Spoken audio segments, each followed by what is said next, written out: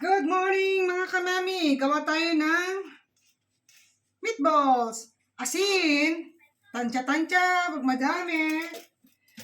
Pepe, konti lang kasi ayaw ng mga bata na masyadong matapang ang lasa. And then, nagpino ako ng bawang. Yan lang ang sahog natin. Bawang.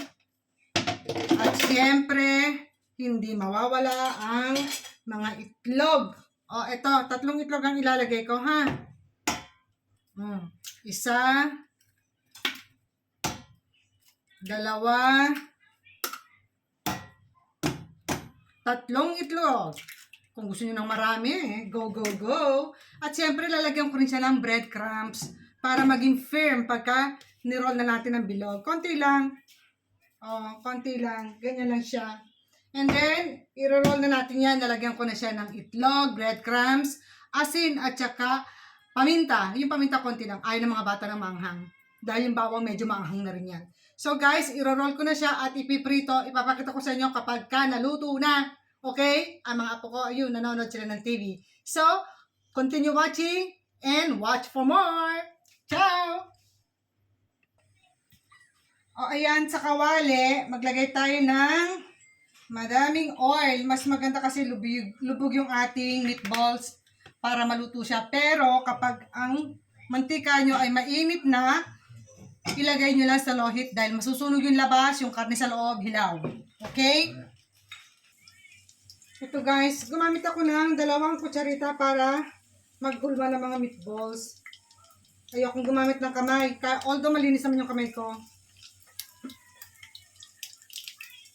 Basta ito itong ganito, oh. Madali lang naman. Paikot-ikotin nyo na sa 2 kutsarita. Okay. Ang apoy niya mahina lang, ha? Dahil masusunog yung labas. Yung loob ay hilaw. O yan, kinukulit na naman ako ni Colette. Paano ba ako makakapagluto? Arriba, arriba, arriba. Si, arriba, arriba. O ayan.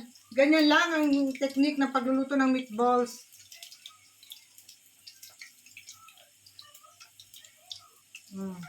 Mahina lang ang apoy niyan. Nakita nyo naman, ha? Huwag mamadaliin ang luto kung gusto nyo ng masarap ang resulta. O, ayan guys. Continue lang sa paghuhulma ng meatballs.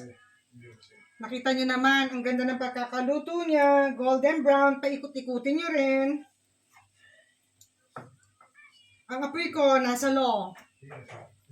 Wag ito todong apoy. Kagaya ng paulit-ulit kong sinasabi, masusunog ang labas, hilaw ang loob. Okay, ayan ang ating meatballs. Gagawa tayo ng spaghetti. Ang sauce is tomato with meatballs. Kaya gumagawa ko ng maraming meatballs. So, ayan. Ganyan lang. Very simple, di ba? Ang kailangan mo lang 2 kutsarita. Ayaw kong gamitin ng kamay. Parang nagagamit ko pa sa ibang gagawin, di ba? Continue watching lang, ha? Kapag luto na yung mga meatballs nyo, kuha kayo ng plato, tapos lagyan nyo ng paper towel para ma-absorb yung mga excess oil. And then, continue maghulma ng meatballs. Hindi naman kinakailangan perfect na bilog. Ang importante is naluluto ng maayos at delicious. O, ganyan lang siya. Very easy. O, ganyan lang, friend. Diba? Kaya mo yan. Kaya ko, kaya mo. So, ayan. Ang apoy natin is mahina lang. O, ayan. Habang inaantay natin maluto, magbubukas man tayo ng pakwan. Favorite kasi ni Kuya Marco to. Tsaka ni Lolo. Ganito ako magbalat ng pakwan. Hihiwain ko yung magkabilang dulo para makatayo siya. And then, start ko na siya ng pagbabalat. Ganyan lang. Very easy, di ba? Ganyan lang. Hack! How to balatan ang pakwan. O, diba? Pakita ko sa inyo pag nahati-hati na.